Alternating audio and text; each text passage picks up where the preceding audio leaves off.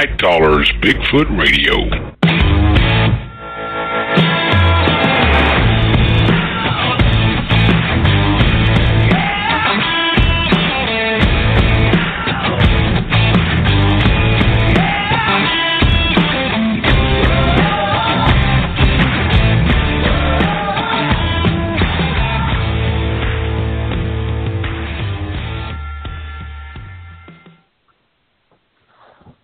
Good evening and welcome to Night Callers Bigfoot Radio. You're here with your hosts, Lori Hood, Lauren Smith, and Ricky Smith. How y'all doing tonight? Doing great. Doing great. How are you doing? I'm fantastic. Is that Ricky? Oh, yeah. Hello, Ricky. Hey. Good morning. Hey. How's it going? It's going good. It's going good.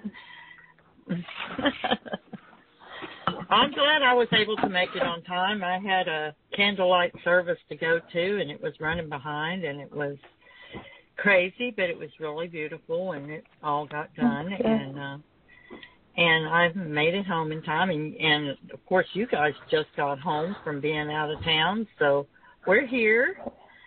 We're here. I've got a yard full of pigs right now I'm not happy about, and hey, I'll take care of that next weekend. You better. You better, because this is nuts. Giving you permission. Yeah, no deer, but you can shoot the pigs. Right? Just clean them out.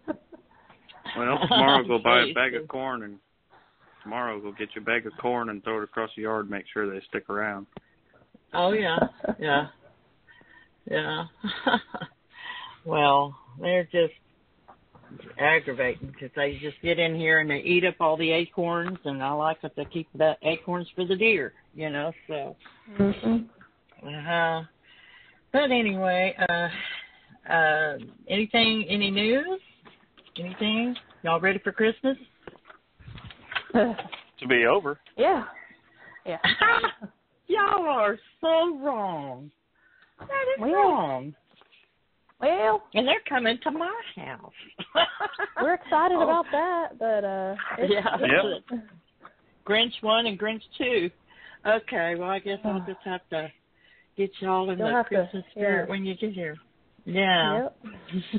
Okay, well, I'm looking forward to that. By the way, everyone that's listening in, we're not having a show next weekend, and we wish you now a happy and Merry Christmas in advance. So, just in case we run out of time, we've got a really great guest tonight, and we may run a little over and may not be able to wish you a Merry Christmas, so we're going to do that now, and hope y'all are safe and have a wonderful one. And I guess our next show will be on New Year's Eve, and I don't know if we're having a show on New Year's Eve. We'll see. We'll see. We had not had a meeting about that yet. So anyway, priorities. Without further ado, are you guys ready to bring on Randy Savig? I'm ready. Yes, I am too. I want to go ahead and read the bio real quick. Randy Savig was born and raised in northern Minnesota, where he found his love for the great outdoors. He also had a fascination for the unexplained from a very young age. In the late 90s, he was forced to retire and move to southwestern Missouri, where he spent a lot of his time on the Internet reading all he could about mysteries, especially Bigfoot. In 2011, he joined the MABRC and took what he read to the woods and started serious research. Through the help of MABRC members, he found his niche in audio collection and analyzation. Over the years, he has recorded, reviewed, analyzed thousands of hours of audio. In the MABRC, he has received the Researcher of the Year Award, was made the Missouri State Director and a member of the Evidence Review Board. All right, I hear somebody wrestling around. Is there a rat in here? He was accredited with the groundwork on the Silent Hills Project and a contributing writer for the Bigfoot Field Researchers Guide. So without any more time wasted, we are going to bring on Mr. Randy Savig. How are you doing this evening, Randy? I am doing fantastic. How about you folks? We're doing good, and we're so honored and happy to have you on our show. You come highly recommended, as a matter of fact. There's quite a few people out there in the Bigfoot community who think that you are one of the best. And so we are excited to have you on tonight, and hopefully we can hear some great stories and learn from you, and that's why we're here. So to start out, we want to know, how did you decide on Bigfoot to be the subject that you were going to pursue after you retired? Well, again, I've always had a fascination for Bigfoot. I read a little book that my brother brought home from the service when he was out in Washington on Bigfoot. It was the Bigfoot case book. That was the start of my fascination. I mean, there was just so many sightings and so much documentation there that I knew there had to be something out there. And when I retired and was looking at some of the mysteries, I started seeing that, the Bigfoot phenomenon wasn't just out in the Pacific Northwest, that there were reports all over the country. Well, being on the western edge of the Ozark Mountains, I mean, we've got some pretty rugged land here, and, there has been a lot of sightings in Missouri itself, Arkansas. I mean, where I live, I'm basically 12 miles from the Arkansas border and 18 miles from the Oklahoma border. So I'm right in the southwest corner. So I've got a lot of area to go into. And I started looking at some of the stuff that they talked about, signs and different things out in the woods. I started finding some of that stuff and, little by little got my feet dirtier and dirtier in it. And then again, I joined the MABRC, and the rest is history. But, when it comes to UFOs and ghosts, I mean, hey, I'm not going to lie, I've got a big fascination for them too. But this is something that I guess I have a better chance of seeing and trying to understand what was going on with it. And that was the primary reason I picked it. I used to be into ghost hunting too, and that is just something so random that you ever actually see something or, sitting out at Bragg Road waiting for the ghost light all night long. But with Bigfoot, there's a much better chance of having an encounter of some kind or an experience. And I agree with you there. That I do. So when was your first true experience with the Sasquatch? I love to hear about everybody's first time that they heard one or smelt one or saw one. What happened with you? Well, I was out in the woods, and again, to start this endeavor, I was pretty much out by myself all the time. And I know all the researchers, you shouldn't do that and this type of thing. And again, I've always kind of gone against the grain when it comes to things. And I was out by myself, and I just happened to walk through an area, and I heard this doggone crash sound like a tree getting pushed over. And, I know trees fall in the woods all the time. But this was one, like as a little boy, I found a dead tree, I'd sit and rock it and see how many times it would take before it would break. Mm-hmm. And that was the situation with this. It wasn't just wasn't just a break and hit the ground. It was crunch, crunch, crunch, crack, and then hit the ground. And I said, now wait a minute, that's either A, another person, or B, something very large. And again, I was in an area where I was pretty sure there weren't any other people. And that was my first, hey, maybe there might actually be some in this area. And as I, again, did enough studying, I was starting to see some of the purported manipulations that they do, the X's, some bows, that type of thing, and started kind of seeing, well, what's here, And the first time I had a rock thrown, I was out again by myself in the same area, and it, granted there was a large hill or holler next to, that I was in the bottom of, and I guess maybe a rock could have rolled a little bit and bounced and then come flying through the air at me, but it's highly, highly, highly unlikely. Right. And it was a rock about, golf ball size, maybe a little bit bigger. It wasn't very big. And it bounced across the ground a couple times. And again, that takes hands. That takes something with the ability to throw rocks. And that's when I started getting a lot more serious into it. And that's when I joined the MABRC and then went with the group to try to learn a quicker way of figuring out what was going on out there. And so with the MABRC, you went on like expeditions and things like that, where you worked with other people? We've gone on a lot of expeditions as a group, but they've also got the MABRC forums. And that's a great place. I mean, these researchers are putting their information out. There's research threads of how other people have done it. I've got a research thread on there. In the MABRC, we got a lot of common names with people. I mean, there's a lot of Jims, a lot of Bobs, and a lot, so you can screen names or field names, whatever you call it. And I took the name Rebelistic because it kind of fits my personality, my attitude. And, I started a research thread and started asking them questions even before I met them. I'm experiencing this. What would you suggest?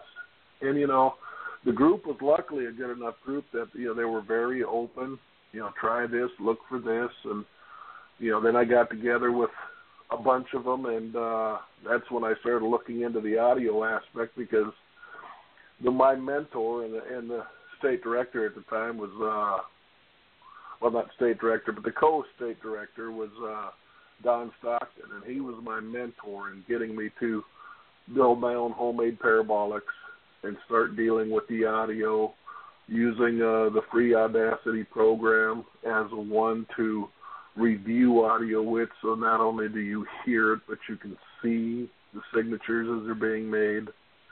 And it started making a lot more sense to me, and that's when I really started going out in the woods a lot. Wow. So when you go to set up, I'm curious about how do you choose a place to set up your recorder, and how do you set it up?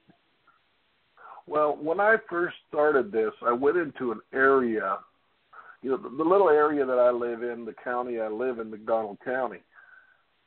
People around here are pretty tight-lipped about anything unusual. I mean, we are part of the Bible Belt, and, like every place else, nobody wants to be ridiculed.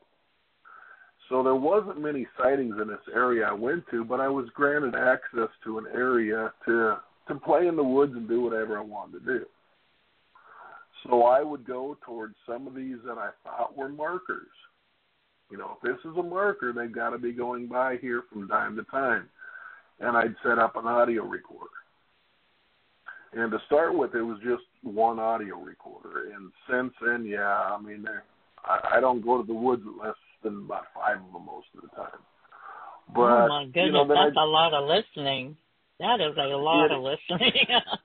It is. On the average 3 to 4 day expedition with the group, I can record $250, $300 of audio, in one shot. So, and I just started setting up on markers and what I thought was markers, okay? Because, again, I still cannot prove anything is being made by Bigfoot. So, but, everybody was talking. That was a starting point. And that's why I set up. And I'd start reviewing and getting used to the night sounds. And anything I couldn't identify, we've got a heck of a tool called the Internet, something that the folks back in the 70s and 80s didn't have, where there's verifiable, vocalizations from these universities, sanctuaries of all these different animals that you can compare what you're hearing in the woods here to what the animal you might think it is. And, if it compares to something, of course, you know, I use a 3/4 rule. 3/4 of that signature and 3/4 of that sounds like that animal. I count it as that animal.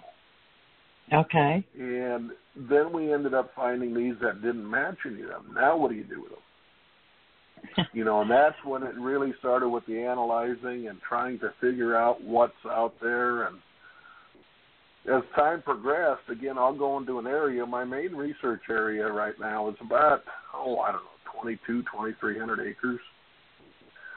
And when I go in for a night listening post, there'll be 3 to 4 recorders set up in other areas.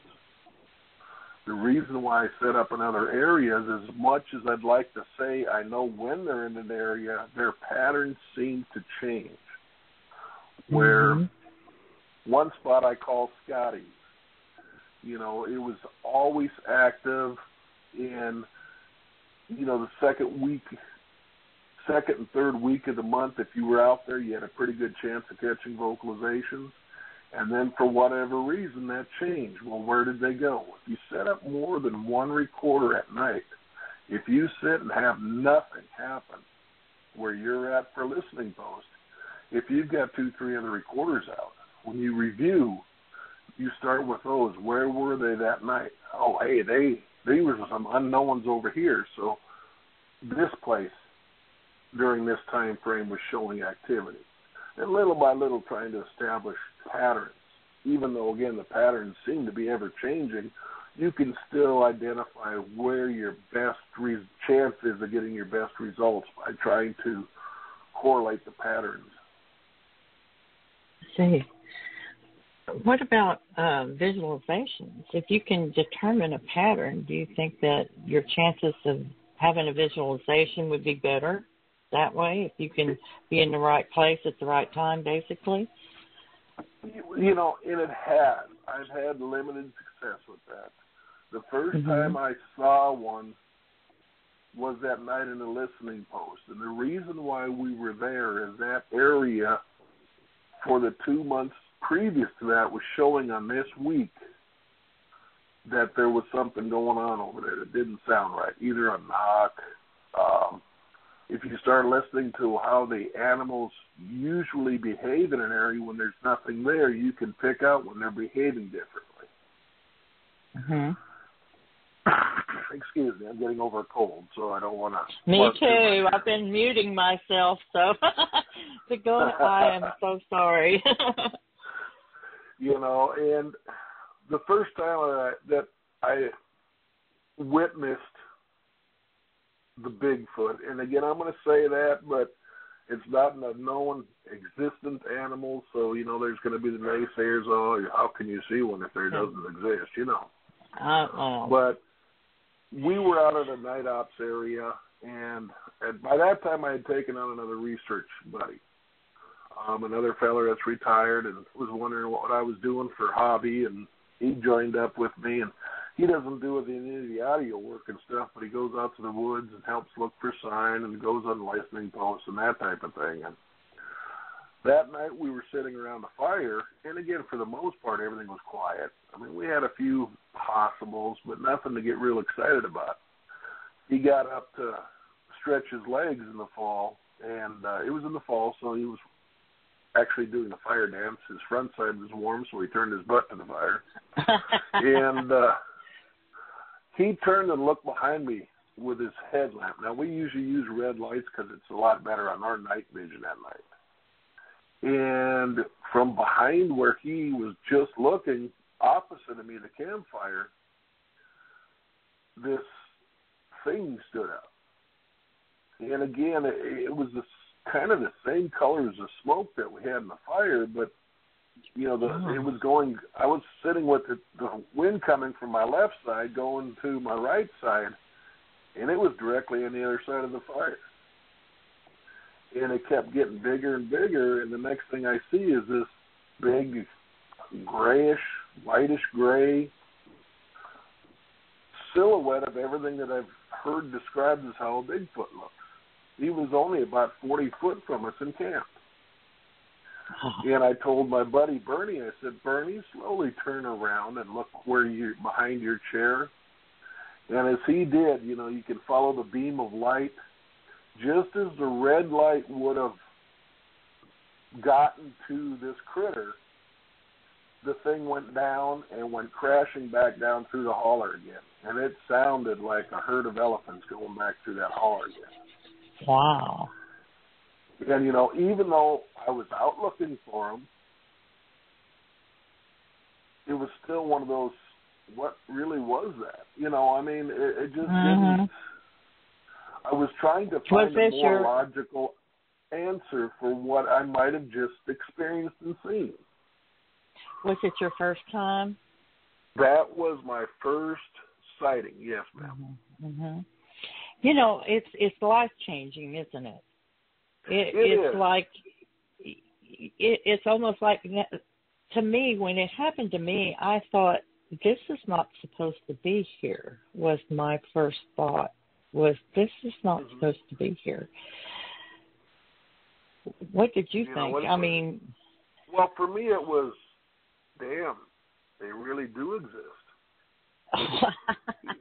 You know, I mean, I wanted them to, I was out there looking for them, but, you know, there was still so much skepticism in my mind about, no, they're not really there, are they? You know, and again, it didn't come into camp roaring and screaming and throwing stuff and wanting to kill us, you know.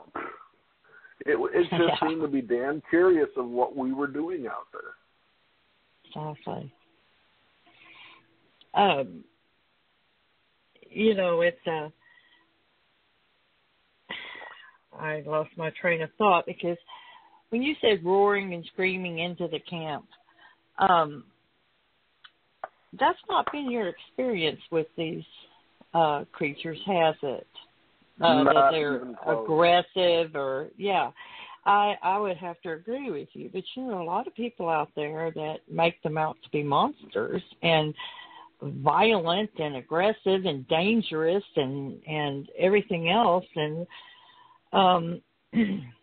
you don't, here I go. My question is when you go out in the woods by yourself, are you concerned about Bigfoot coming and pinching your head off, or are you more concerned about other things out there?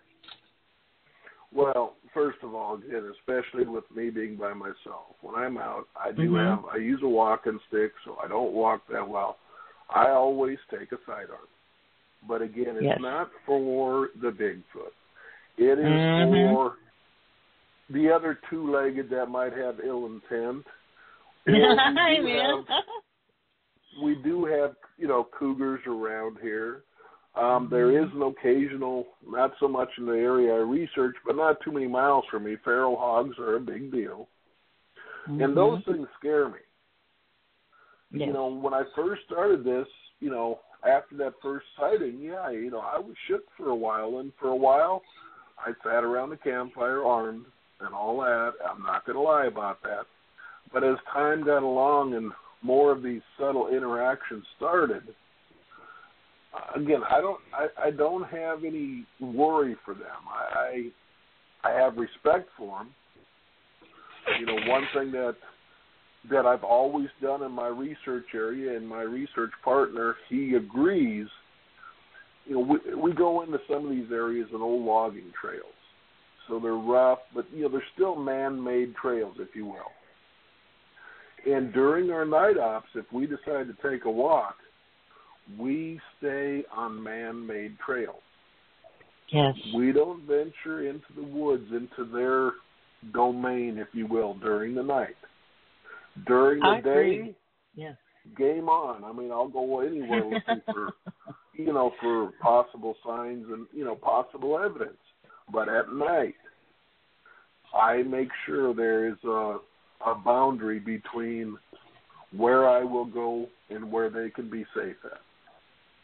Is this done out of respect for them in a way that you're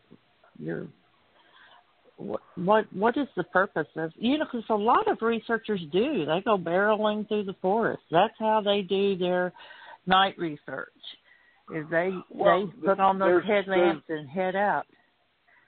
Well, you know, in the MABRC during expeditions, I mean, that's not an uncommon thing.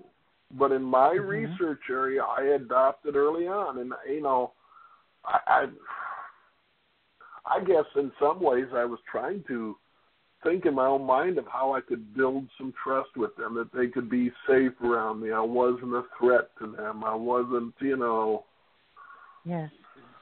And that was most of it. And I agree with you completely, because that's the way I feel about it too. That it's like I'm giving them their, I just can't think of the right words tonight. I think I'm just too excited that you're on here.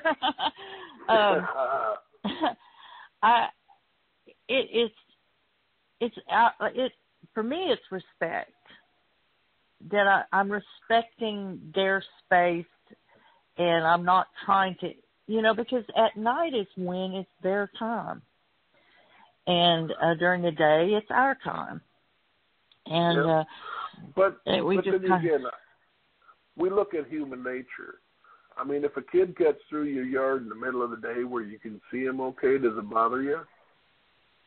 But if that same kid would try to sneak through your yard at night, guess what? Now you've got a prowler. Now you got something suspicious.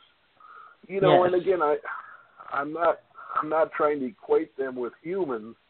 I'm just trying to give the human thought. The neighbor kids come through my yard, come in and play with the dogs or whatever.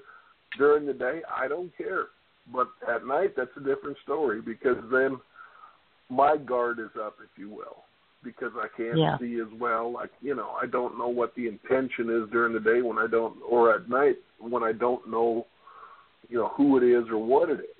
And I just try to use that same type of thing when I research in my area at night. Okay, can you tell us about the Silent Hills Project? Well, yes, and again, there is a Facebook page with the Silent Hill Project on it. And again, I was going to try to get these links, and today's been one of those days I didn't.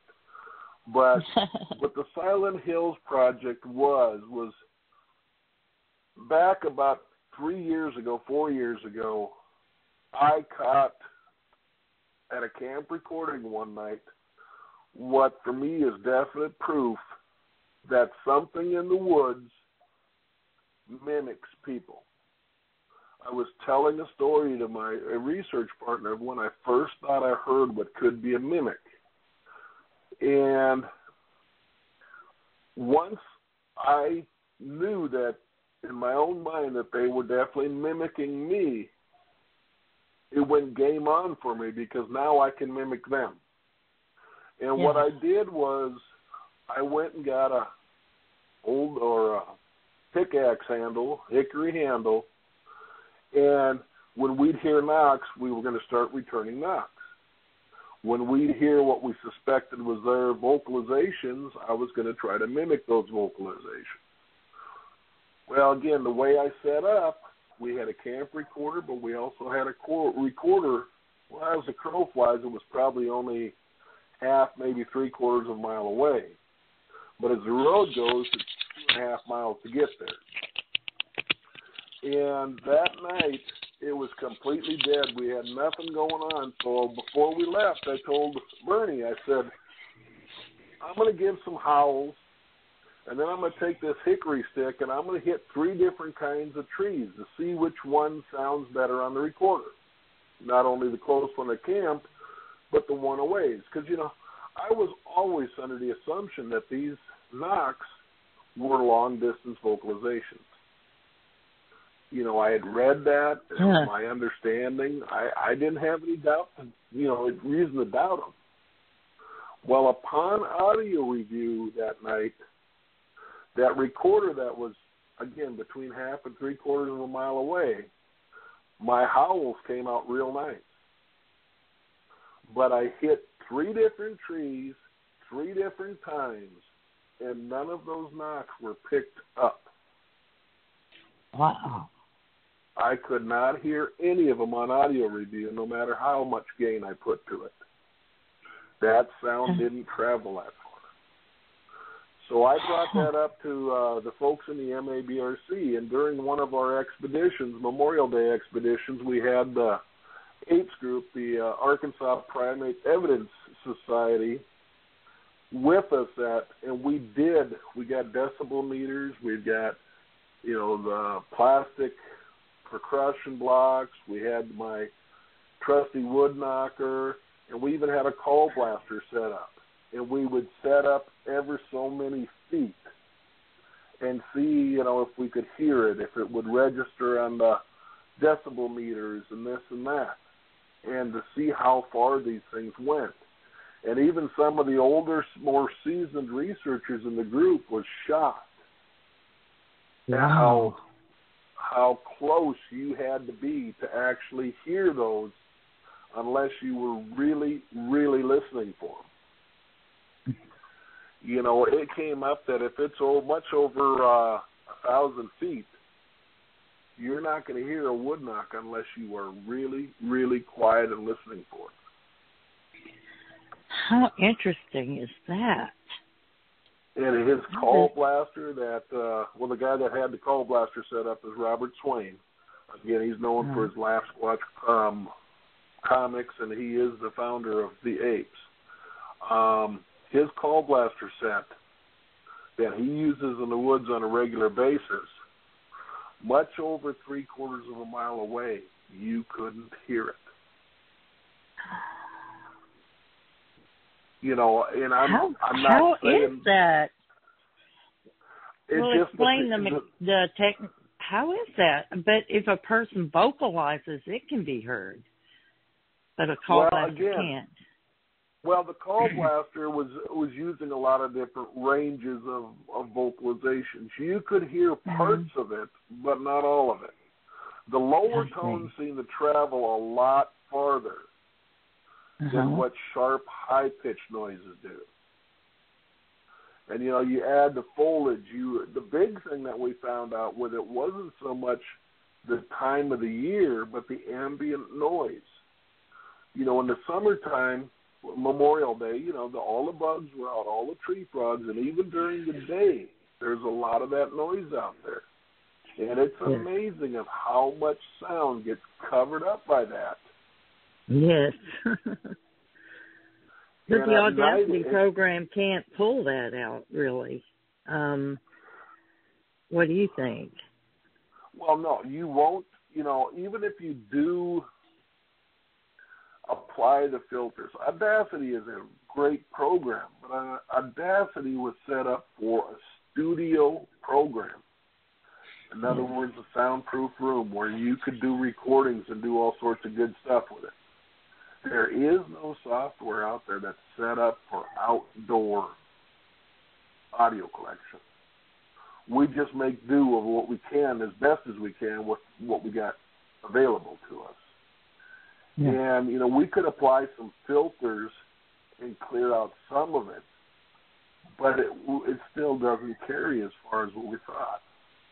And that's where I made the basis, and I use it in my own research. If I want to cover an area that I believe is a cowboy trail or someplace where they travel through regularly, I try to set up a recorder about every half mile, 3/4 tops, but every half mile along that trail.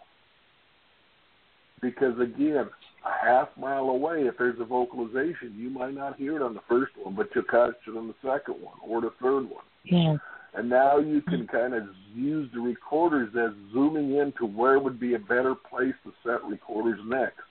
If all these sounds were coming from, the northwest, why am I setting one up in the southeast? Let's get more of them towards the northwest, where you can zoom into where, again, you can get the best audio recording because you're closer and eliminating a lot of those ambient sounds and stuff. What about parabolic dishes? Do you use those, or do you just use the standard recorder? Drop boxes, I'll use a standard recorder, but I have got 4 parabolic microphones. One of them is a 36-inch microphone. Oh. And with that with that microphone, I can hear normal human speech at normal volume at over 400 foot away. And I was, by experimenting with that,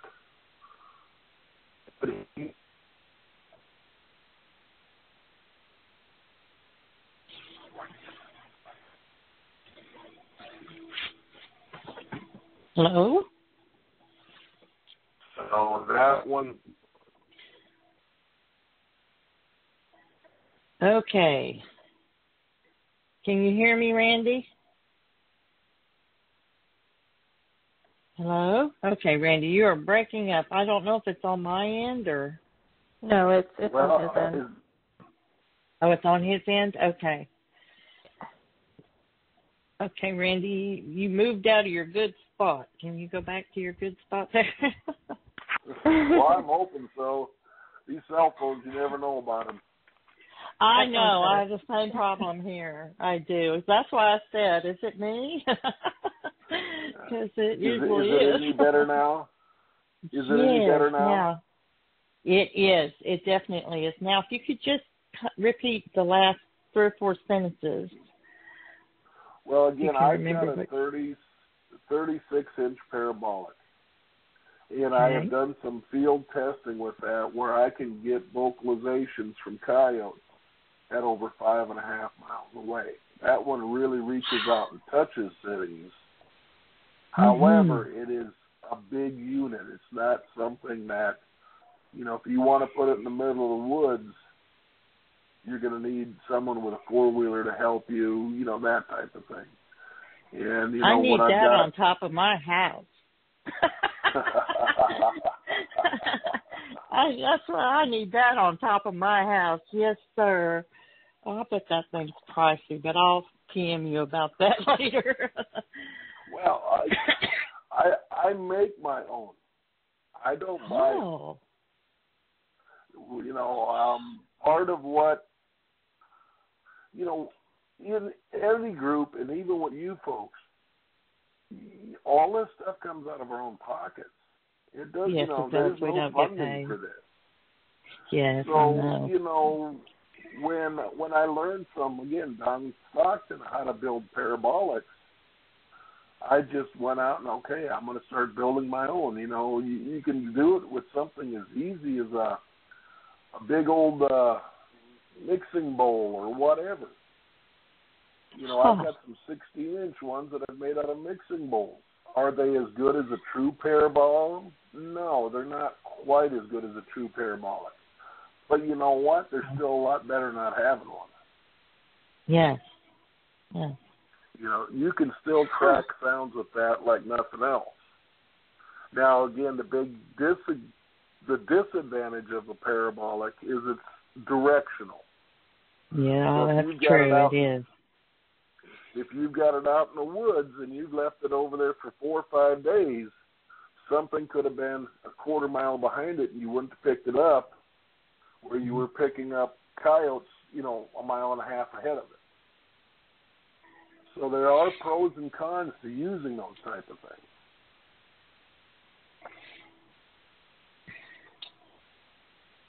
Well, I agree. I agree completely. But I do like the parabolic.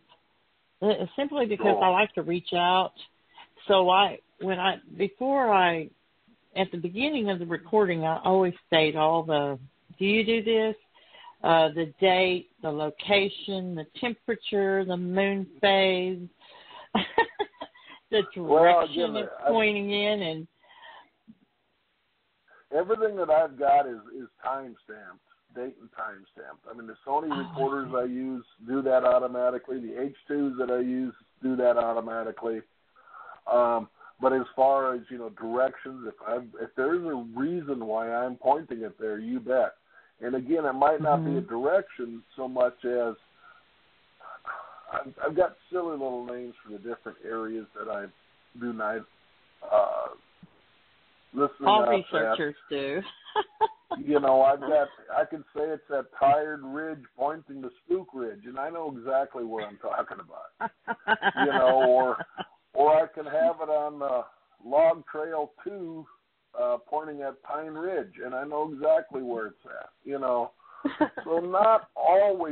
I've used the north, south, east, and west. But, during expeditions in other people's areas, then I do, because I don't know their little names for it. But in my own research area, I don't normally go through.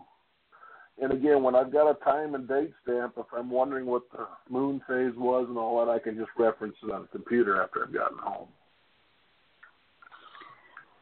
Okay. Well, let me ask you this question, and I'm curious to see what you say. But do you believe that in some instances Sasquatch Bigfoot will stake out a microphone, a recorder? In other words, it'll stay there for hours, playing with stuff and messing with the mic, and it's almost, and I know this sounds crazy, but it's almost like they're guarding it. I don't know. Yeah. Well, I've had this happen to me several times. Can I ask you a question in return? Sure. Okay. When you say that there's something messing with your recorder, have you compared what it's like for you to be handling that recorder while it's running to see if that's loud as what they are doing? Generally, when I'm handling the recorder, it's a lot louder. So, and I've ended up, and it wasn't until I came up to one and found a moth on it one night. Oh my goodness!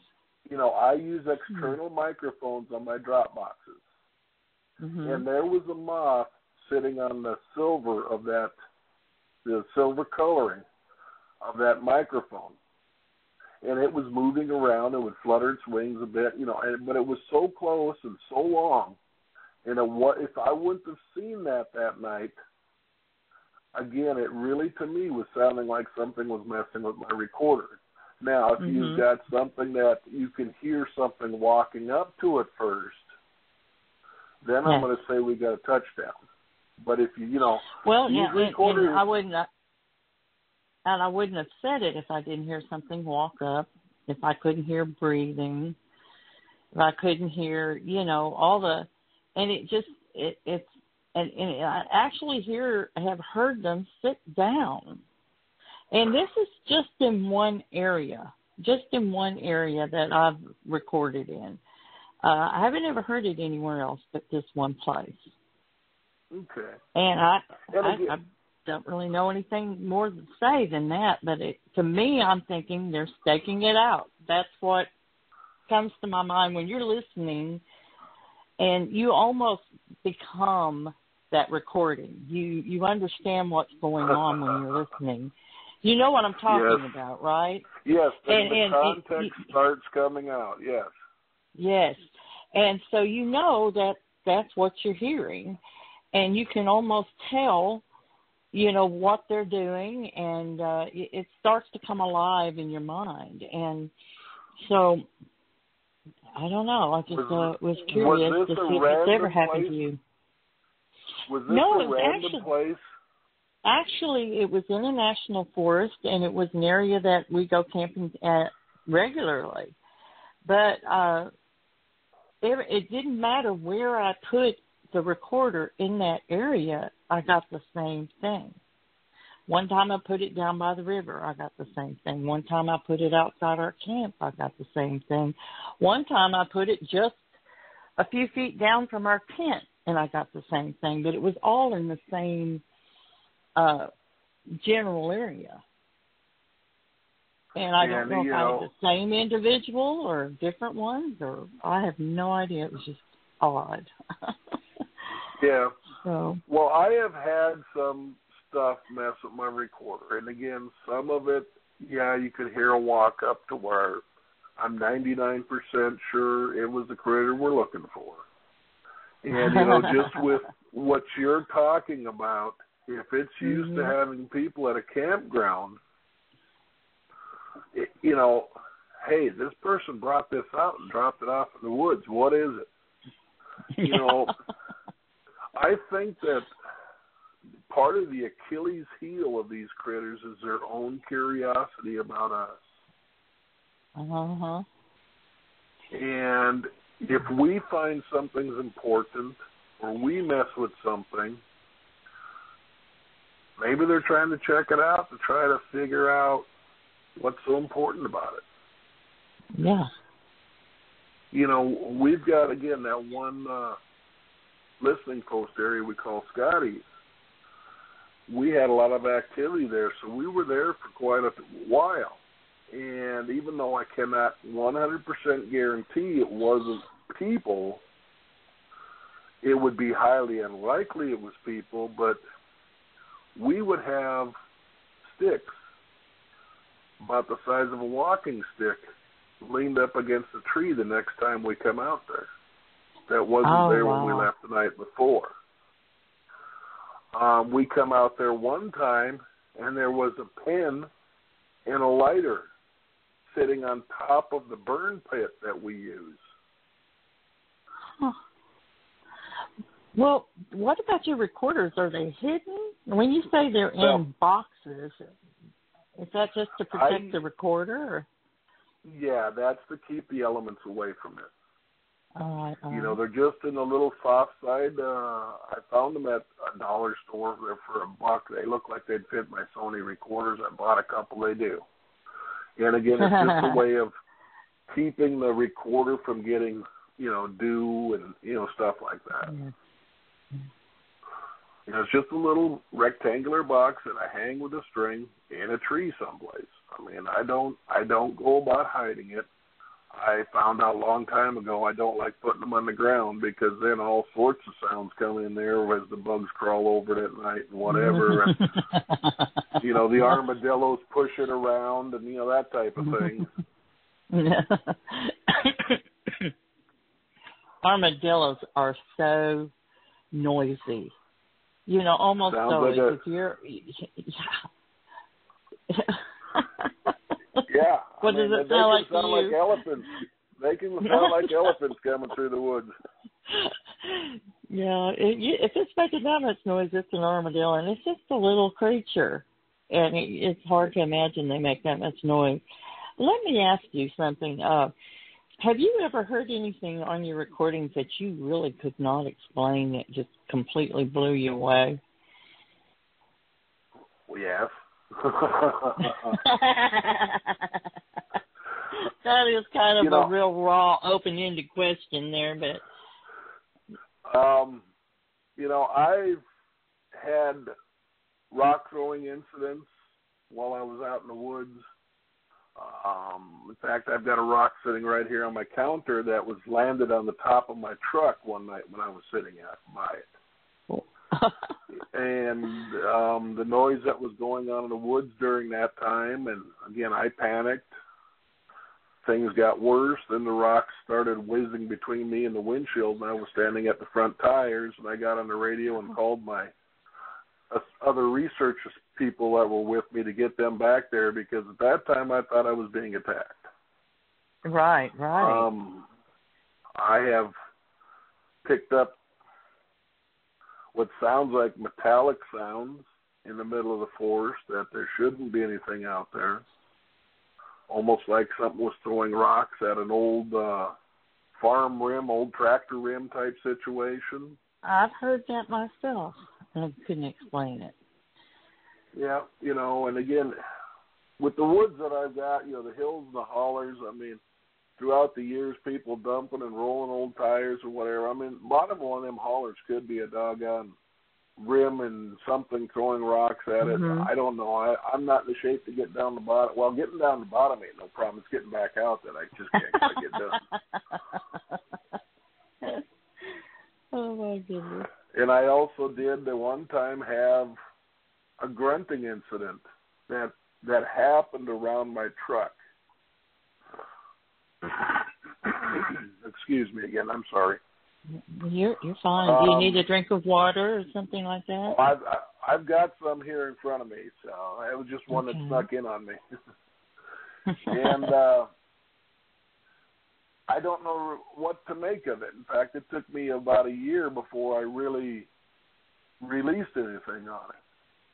And we've got purported Bigfoot sounds. And again, we all know what they are. They're the screams, the hollers, the knocks, and the rocks. I mean, they came out in the 70s and 80s, and for whatever reason, as a community, we really haven't added to those sounds. And, I didn't put it on my bio, I guess. Maybe I should have. I've got a YouTube channel. The YouTube channel that I set up was so I could share longer audio with other researchers. I'm not a computer whiz by any means, and that was the only medium that I knew I could do that with. Put a picture on there, and then you can add all the vocals, all your vocal tracks to it and that type of thing. And in that, there is that grunting incident that's basically 20 minutes long.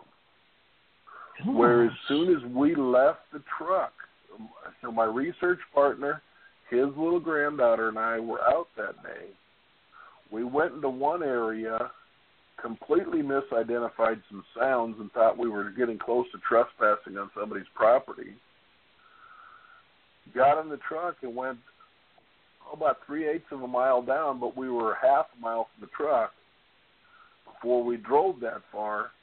And then got out and went about a half mile the other direction. And as soon as our voices disappeared from that recorder, this grunting type scenario come up with knocks and huffs and growls and grunts. And, oh, my goodness. I still... Amazing. And, it was really unnerving because, again, we didn't have nothing... No sighting that day. We didn't even feel uncomfortable that day. There was nothing that would give us the inkling that anything was happening out there that day. And when I got back in, I still, I do the audio review. Well, let me back up a little bit. The reason why I started leaving audio recorders on my truck during the day when we were out. It's a very good idea, actually. Well, I was noticing things were getting moved around the back of my truck. Mm-hmm. All my research stuff was back there, my fire pit, the bucket I take out with 5 gallons of water to douse the fire at night, any of the cooking pans we might have been using to try to put an aroma out at night to hopefully maybe bring them in to, all that stuff was riding around the back of my truck. And there's times where I'd go out during the day and I'd come back, and for whatever reason, that stuff was shifted. And I was really trying to figure out what was coming up and messing with the stuff in the truck. That's why I was leaving the recorder in the truck. And ever since that grunting incident, I have continued to do that. If I am out during the day hiking, there is a recorder left on the windshield of the truck. And that whole grunting incident just unnerved me because there was definitely something there, something large, and it didn't sound to be happy. And it was there when you drove up. It was there, and when you got out of the vehicle and left the vehicle, it was probably there. And we had done some talking right outside of the truck because one of what we thought was a marker, and I still do, a pointer, as we called it, had fallen down a few days before. Just a piece of wood, limb had rotted out to where part of it fell on the ground. And that day we had noticed that was back up on a different limb. And we had talked about that, so we were probably around that truck for 15 minutes before we started our walk. And again, it was that quick. And something followed us. Some things followed us. I don't know. But after about 9 months of intense comparison, I went and I took all of the what I call dead air between the vocalizations. Mm-hmm. And I clipped it down as short as I could clip it. And I reviewed the spectrogram with everything I could think of, and then I started getting crazy. What else could there be that would make this sound? And I'm not saying it was a dead match by any means, but the closest match I found to it was a mountain gorilla. Really? That's amazing. And, where can a person go to listen to this? Because I know the listeners are going to want to know where to go to listen to this. Well, if you just type my name in the YouTube search bar, Randy Savig, it will take you there. I do not use keywords of Bigfoot. I do not use any of that stuff because, again, it was set up for researchers to compare with. I don't mind anybody going there, but, I don't advertise it, let's put it that way. All right. And, the grunting incident is on there. The analysis of the comparisons that I did. And, if that was only caught once, I guess it wouldn't get me as riled up. But, it's not the only time I've recorded it. It's been recorded 2 other times. Not to that length, but the same types of vocalization. In the same area? In your research area? Yes, ma'am.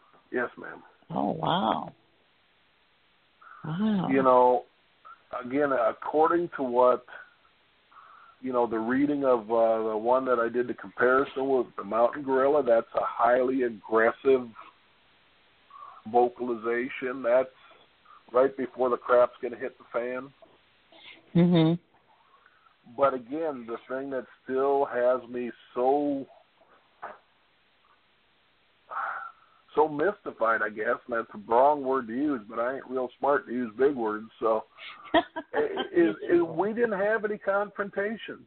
I cannot believe that those vocalizations were meant for me or meant for us.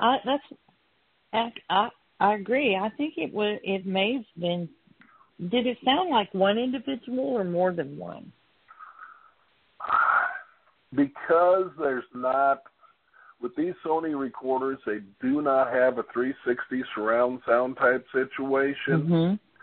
I can't say for sure, but some of them did sound closer, if that makes sense, than the others. Mm-hmm. Yeah.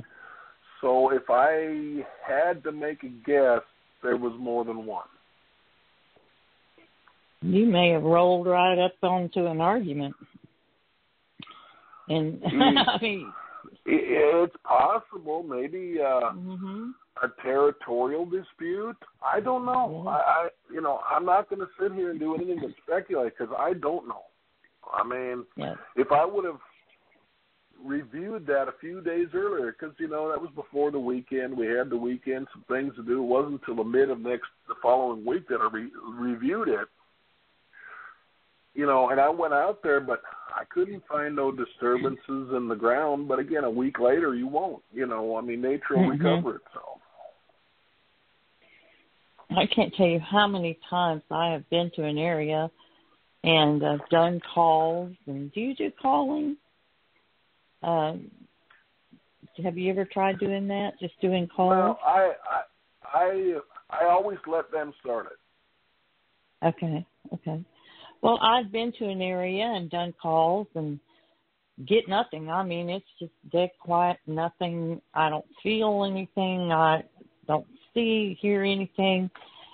Stay there about 45 minutes to an hour, nothing. Think that place is dead. Wrap up the recorder. And this is just when I travel, traveling different areas and recording while I'm there and stuff like that. Then I'll get home and find out at the first spot where I didn't think there was anything, I hear growling and huffing and heavy breaths and something, it sounds like something's crawling up on the vehicle. And the whole time I think there's nothing there and there's something there the whole time. So. Well, that's how I found out they mimicked. I mean, we always set up a camp recorder, but we keep it away from camp. We don't put it right in our laps. We'll move it over, 25 foot from us. That way, if we say something at camp or something that's going on, I could pinpoint if I heard something different, before or after that. Try to verify what we're hearing at camp, and what I heard, what I thought was a mimic, was I heard this beep, beep, beep, like a backup alarm on, construction equipment, stuff like that, except where I heard it was the middle of the woods. And that's where I thought I actually had heard my first mimicking, if you will. Yeah. And I was telling my research partner about this experience because it was one of those nights that it was dead, nothing was going on. And, again, I always review the audio, whether we've heard something or not, because I know I'm lucky if I catch 60% of the stuff I hear. I hear 40% more than what I did when I was in the woods, if that makes sense. Yeah. Anyway, I was reviewing that audio, and 4 times that night I'd go beep, beep, beep. And when I quit talking, something in the woods went beep, beep. And 4 times that night, as I was telling that story, I did that beep, beep, beep. And something in the woods replied beep, beep. And it would always wait till I quit talking. And that, to me, was confirmation that something out there does mimic, and if they can mimic me, it's game on. I can also play with you now. Well, you have a recording here that you sent in the Missouri Spring. Can you tell us we'll play it for everyone here in a minute. Can you tell us how this recording came about? In 2013 was the first time, it was November of 2013, in fact, was the first time I recorded that vocalization. Now, back in the 70s with that Klamath scream or Klamath howl that they had out west, I'm going to screw up this name, the Sisquoia scream, they had all those. Those are purported Bigfoot vocalizations that they caught years ago. This is pretty much a match for it. And, I had never heard that before locally. In fact, I had never heard that type of vocalization happening in the tri-state area. So that night that was recorded with a parabolic. And that parabolic was set up next to a logging trail, but it was pointing at the area we call Pine Ridge when I got that recording. And the neat thing about that is every fall and winter since, I've been able to get that recording again. How interesting is that? So do you think that individual that's doing it is traveling through kind of like on a migratory thing, or what do you think's behind that? Okay, well, one thing I want to bring up is, here in the Ozarks, in the summertime, the woods are full of greens, berries. I mean, there's tons of stuff to eat. Fall and wintertime, it's more protein than anything.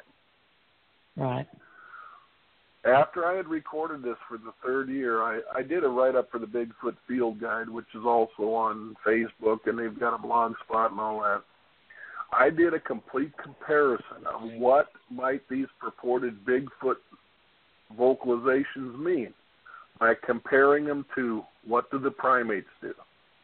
Not only the human primates, but the non-human primates, the apes, the chimps, this and that. In all of the primates, they have what's called a long call. It doesn't mean a duration of time of how long the call lasts, but how far the call can be heard. And in all other primates, those long calls are used to bring in the rest of the troop when good food source is found. So what I am speculating at, again, I can't prove it, but because I've only been able to record them in the fall, in the winter, in the early spring before the greens come back out, I am speculating that is a vocalization used to allow the rest of the troop to know that either roadkill was found, kill was successful as a way of getting the troop together for food. Again, I can't verify that, But when all the other primates use that, including, I mean, heck, when we were growing up as kids before all these fancy texts and stuff, if we were outside and somebody's mama called, we could tell exactly whose mom it was by the voice. We didn't have to hear what they said. And we come running. And I can't help but believe that might be why that vocalization is being used. That's interesting. Wow. And I've got several recordings of long siren-like calls, and I always thought they were distress. I think that's what I had been taught years ago, that it was a distress call, that somebody was in trouble, and it was generally the female. When you look at primates, mm-hmm.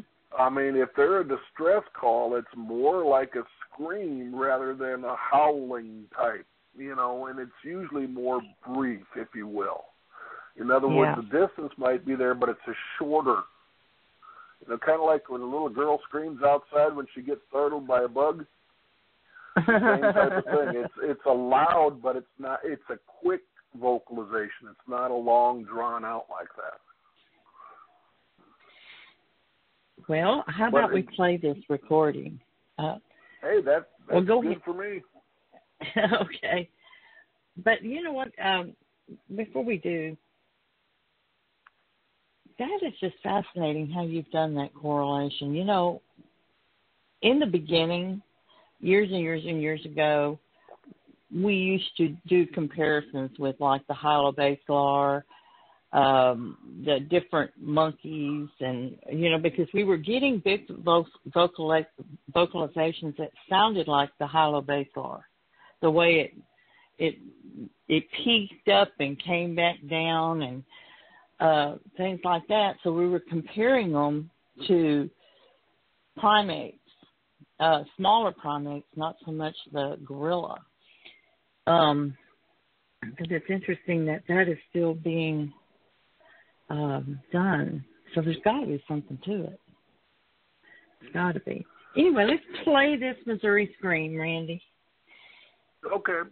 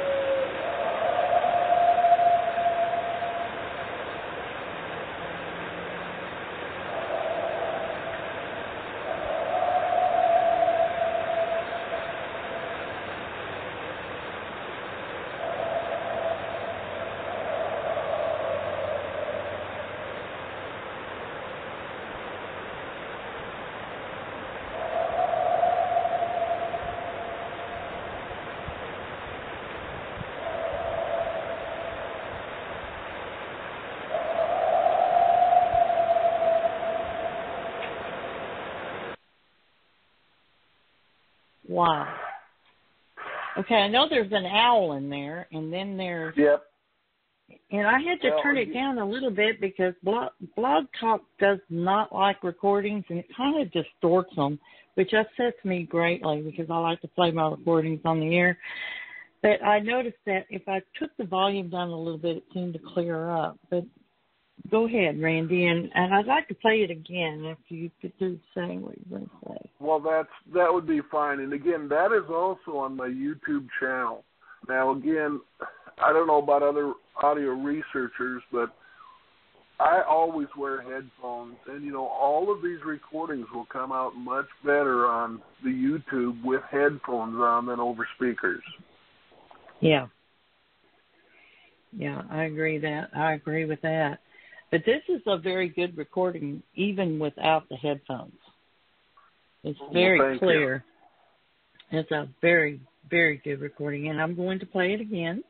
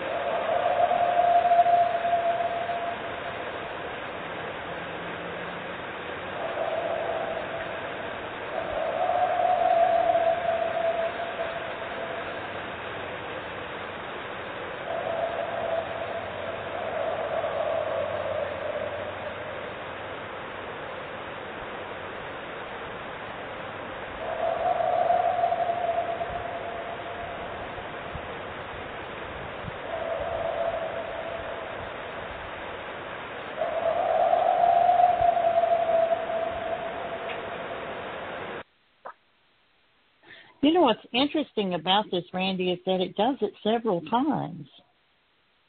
And again, if you go to the YouTube and put on a set of headphones and listen careful, it would sound, I don't believe it's an echo because it doesn't follow the same pattern, but in some of those dead air spaces where it's not vocalizing, it does sound like there's a second one even farther away doing that. Oh, wow. Wow. Now, and again, I really can't prove it other than my own experiences and my own audio, but I suspect during the summer when the greens are available that the troops pretty much kind of stick in a bigger group when they go foraging at night for food and stuff. And I think during the wintertime, because of the scarcity of food, that they're probably a lot more scattered out, if you will, farther distances away, to where, again, when it was showing with other primates that this was most likely, and other primates anyway, it was usually a food-related vocalization. It kind of made sense then. You know, and I spent a year and a half with the spare time that I had researching through, you know, university sites. Jane Goodall's got a lot of good videos on chimps and stuff on the YouTube and on the internet. And there's a lot of good information where you can see the vocalization that these primates are making. Not only see it, but you can also, or hear it, but you can see what they're doing at the time. So it seems to give more context to why the vocalizations are being made. And I think that as audio people, again, we can do that with some of the stuff that we're catching out there. Not only the vocalizations, but the way they move up, the way they walk, the way they go through the woods. Sometimes we're lucky enough to catch footfalls. How are they traveling through? Is it just thump, thump, thump, like they're really moving from A to B? Or is it a couple steps here and then a couple steps there? And try to build the context with that. You know, one thing I have noticed when it comes to the camp recordings, on the nights where we seem to have activity, in reviewing the audio, if you listen, it's almost, you can hear the footfalls, but it'll almost be like there's two of them, and then they can wait for a long, long time, and then maybe a couple more. And you can hear these couple steps every now and then getting closer and closer. Mm-hmm. They have a lot of patience. Have you noticed that? They seem extremely... You know, and again, I did that write-up on the Bigfoot Field Guide, and I also, with that, not only put in the vocalizations that I caught, but also used for comparison other YouTubes that I found out there of the primates. And I also, and because I'm not very good at wording stuff, I don't type real well, I took chunks out of these different papers that I was reading on their behavior versus vocalization and what it meant, and did a write-up so that you can basically start at the beginning and do some reading, and it'll be a video to show you what is being meant by that. And then you go do some more reading and another video or a vocalization, and just kind of tried to break it down. I'm not saying I'm correct, but I'm hoping that other researchers can either help me maybe prove that, hey, it works in my area too, or no, it's different in my area. Right.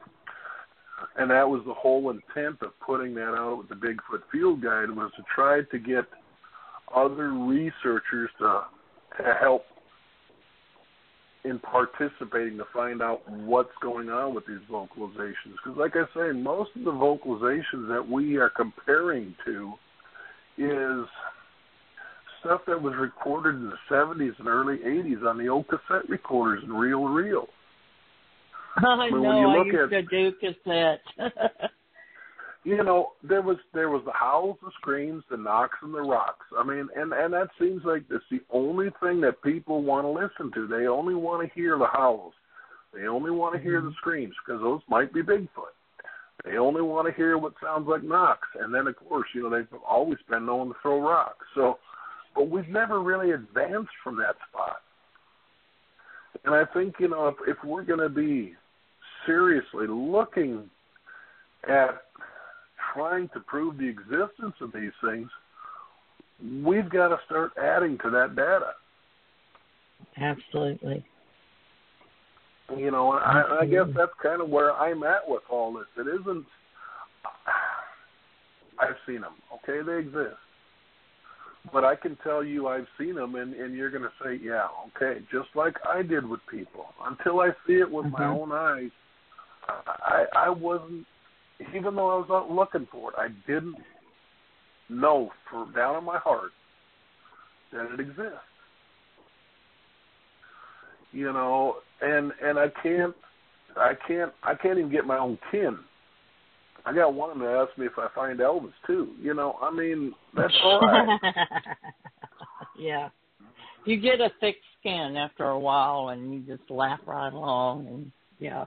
You bet. You bet. I do have a quick question for you from the chat, and it was a while back when you were talking about the long howls, the short blasts. They're wanting to know, what about infant stress calls? Repeat that. I didn't quite hear it. What about infant stress calls, like their children? Infant stress calls. I have caught recordings in the woods that sounds like crying. You that know, sounds like a crying baby. You know, that and some of it almost sounds like little kid screams. I can't. You know, those are the things that I have a hard time still wrapping my brain around, because, you know, you take a look at that grunting incident. I mean, that was a very primal, primitive type sound. But then again, we've got an animal that can mimic. We've got an animal that almost can have like a human-like scream to some of it. And, you know, of course, we don't know what we're dealing with. I mean, that's number one. No, we really don't. But, you know, they don't seem to, how can I put it, you know, they don't seem to follow the ape, but they're definitely not human. So, you know, we still don't know what we're looking at, you know. I'm laughing because you're exactly right on that, because what are they? How many times have you had someone ask you, what are they? And you have to say, I don't know. And they'll say to me, well, you know, you've been doing this for 17 years, you don't know what they are? And I go, no, because the longer I do it, the more questions I have. It's like I cannot ever get ahead of it. And when I think I have it figured out, someone will come along and tell me a story, and I'm laughing at them, and then the next year, same thing happens to me. And so I just don't know anymore, and it almost will make you want to give up, but you can't. You can't let it go, because it's part of it's your passion. Well, I don't know. I mean, last Memorial Day we had an expedition, and there was some of us that got there Wednesday, and we stayed through Monday and broke camp. So we were there for 5 days. You know, 5 days, and I had limited recorders out. I only recorded about 280 hours. But let's just, for easy numbers, go with 200 hours of audio. That's 12,000 minutes of audio. Out of that 12,000 minutes, I clipped and saved about 10 minutes of possible Bigfoot vocal audio of one sort or another. Now, is that one of those things that we want to call passion, or do we call insanity? I'm not sure which. Oh, no. See, I'm not retired yet, but I'm soon going to be retired, and I have a feeling that's what I'm going to turn into, a giant headphone. And because the more, when you have time to do it, that's what you're going to be doing. And have you ever noticed that after you've been listening for a couple of hours, especially if you hear something walking up, do you ever get anxiety? I mean, it's almost as if you become so involved in the recording that you're not really actually experiencing it. But it was just like one time I recorded a hog, and he was chewing on my mic. And I was like, please don't eat my mic, please. And, of course, he didn't eat the mic. I had already picked it up, and I was listening to the recording, but it makes you crazy. It'll make you crazy, sure enough. And you sit on the edge of your seat and realize that, you've had to use the bathroom for the last half hour, but you don't want to take the headphones off. You were supposed to do something at 2 o'clock, and it's 4 o'clock, and now you're in the doghouse. And, yeah, I know exactly how it is. I do. Oh, I'm so glad to talk to somebody else who has my same dilemma. We have probably about 7 minutes left. Is there anything that you want to share with us before we go for the day, the evening? Well, where would you like to see Bigfoot research go? I mean, what direction would you like to go in, or do you have something else you would like to share? Well, again, I think that's a real good thing to touch on. The Bigfoot community as a whole has got a whole bunch of problems. We see the egos, we see the wild folks out there that got these wild ideas. You've got part of the puzzle. Everybody that's a serious researcher out here that's out doing it has got a little piece of the puzzle. I learned a long time ago when it comes to sharing audio, you got to have thick skin, okay? Yes. This is the same way with pictures and video, too. Same thing. Yes. We have to put that out so other researchers can compare it to. Because, again, right now everybody wants that scream. They want that howl. And after they get that, it's like, there's nothing else. But that's just the tip of the iceberg. That's fair. There is so much more that's going on out there. There's, no animal in the world makes 2 vocalizations, makes a knock, and throws rocks. They do other things. They eat. They hunt. They do all sorts of things. So those are the things that we need to focus on. I'm doing a research project right now on coyote calls because I keep hearing these people with these off tones that aren't matching coyote spectrograms saying, hey, it's with the coyotes, it's got to be coyotes. As researchers, we need to relearn the knowledge we have. When I was a young man, I heard a howl out at my grandfather's place. Grandpa told me that was a coyote. When I was 20 years old, I saw that animal make that howl, and it was a timber wolf. Well, they were supposed to be extinct in the area, or not extinct, but exterminated in the area I was in. But again, they weren't. Grandpa didn't lie to me. He didn't tell me that wolf was a coyote. That was his best knowledge. Memorial Day this year, one of the things we had in the counter, I can't go into too much of it now because it'd take too long, but we all heard what we thought was an owl. And, you know, part of the evidence review board is, you know, we did a little test with it. Okay, see what you guys can find. See what you say about this.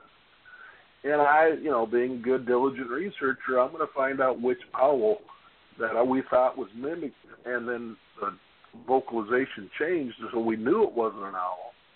And you know what? I couldn't find that owl vocalization. But I've heard that owl in my own research area time and time again. But if I can't find a verifiable source, is my information of what I'm hearing wrong? Have I assumed because somebody told me that was an owl that that's an owl? And the same goes with coyotes. I mean, a cop car can set off coyotes. That doesn't mean that cop car is a coyote. That's exactly right. So we have you ever wondered? Oh, I'm sorry. Go ahead. No, go ahead, please. A real quick question: do you think that Sasquatch and coyotes have a symbiotic relationship? I have always wondered this, and this is why I say this, is because I've heard the deep howls that I think are Sasquatch, and it sets off the coyotes, and I've always wondered if they were calling in the coyotes to finish off their kill, get rid of their evidence. And again, you could be correct. I'm not going to argue. I don't know. Okay. But here's another thing that I want you to consider. Okay. If you were hunting an area, wouldn't you want to know the other predators around? That's true. Maybe they're seeing if the coyotes are in the area so they know what competition they have. Okay. You know, because that's again, absolutely a good idea too. Well, again, you know, just because our species trained dogs, or you know, however they came about. I wasn't around that long. I'm old, but not that old. But you know, when it comes to that, we want to romanticize. Oh, this big noble creature of the woods is teaching the coyotes to work for him. Well, I don't think so. Well, but listen, what do you think about this? And if I was a coyote and I heard a Bigfoot, I would not say a word. I would go in the opposite direction as fast as I could go because I could end up being dinner. Okay. It seems like to me they would have more intelligence not to kick up when they hear a Sasquatch. Have you ever howled or made a vocalization and got the coyotes to go? Oh, yeah. Okay. I guess they'll just howl at anything. Man is the goddamn most severe predator out there. We've killed more coyotes. True. So why did the coyote react to you? It's a natural instinct. They can't help. When there's a howl, they just do it. I mean, it's just like my dog howls every time he hears the coyotes. It's almost the same thing. And you know, turkeys, tom turkeys do that too when they're up at roost at night. If there's a loud noise, they'll gobble. Wow. You know, it seems to be one of them. You know, is there some type of symbiotic relationship? I'm not going to say there isn't, in my opinion. But my opinion is that all it means is there's ample game there. Okay? I mean, if there's no coyotes, there's not enough food for a Bigfoot, I'm pretty sure. Yeah. So, but I think when they get them to, at least it seems that way for me, because it's like a wolf. If a wolf howls, a coyote will too. But again, a wolf will kill a coyote in a heartbeat because it's competition. Yes, it is. Oh, my goodness. Well, I want to tell you, Randy, that I have enjoyed very much having you on the show. I've learned so much from you, and you have gave me a lot to think about.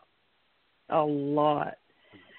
I'm going to have a hard time going to sleep tonight because I'll be thinking about this stuff.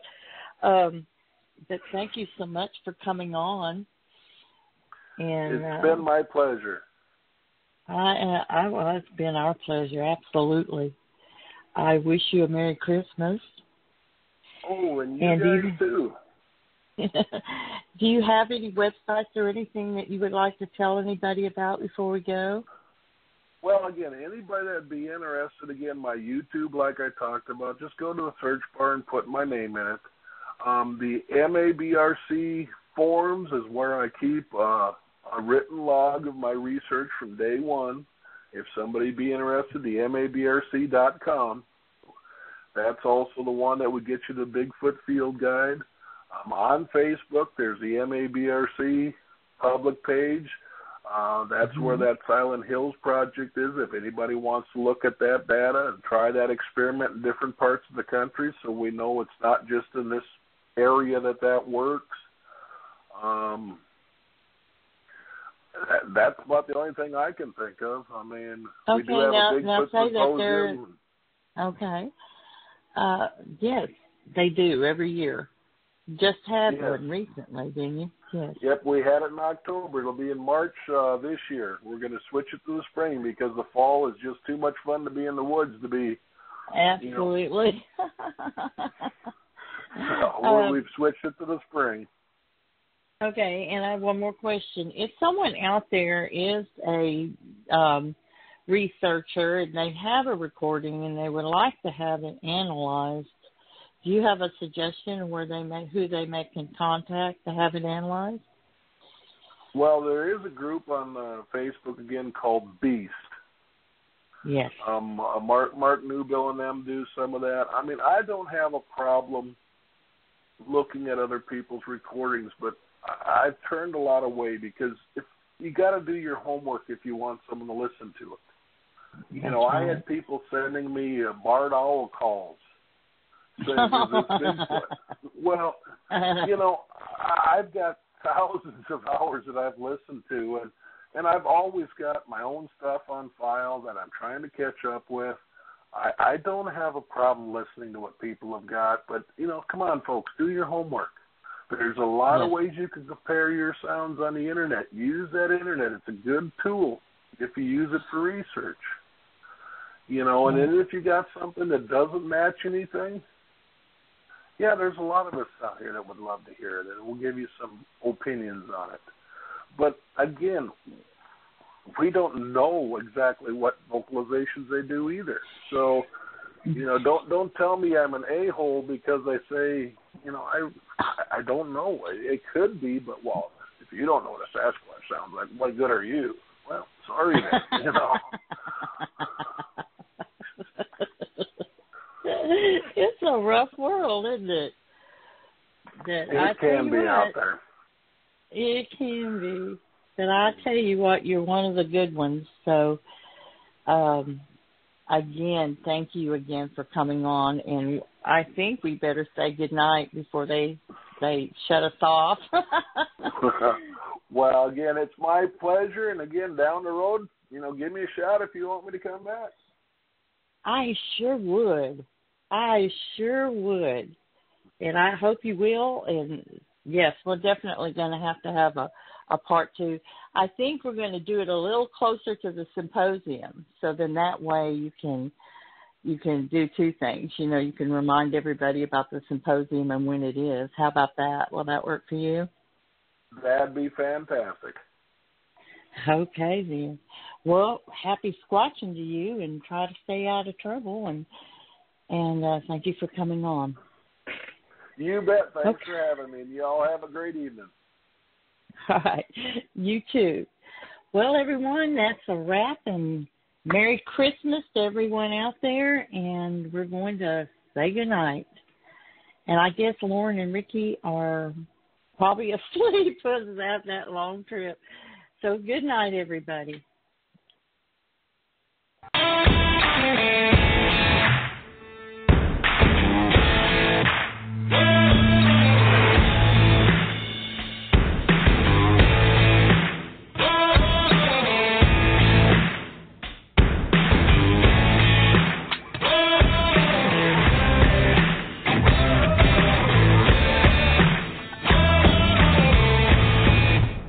Night Callers Bigfoot Radio.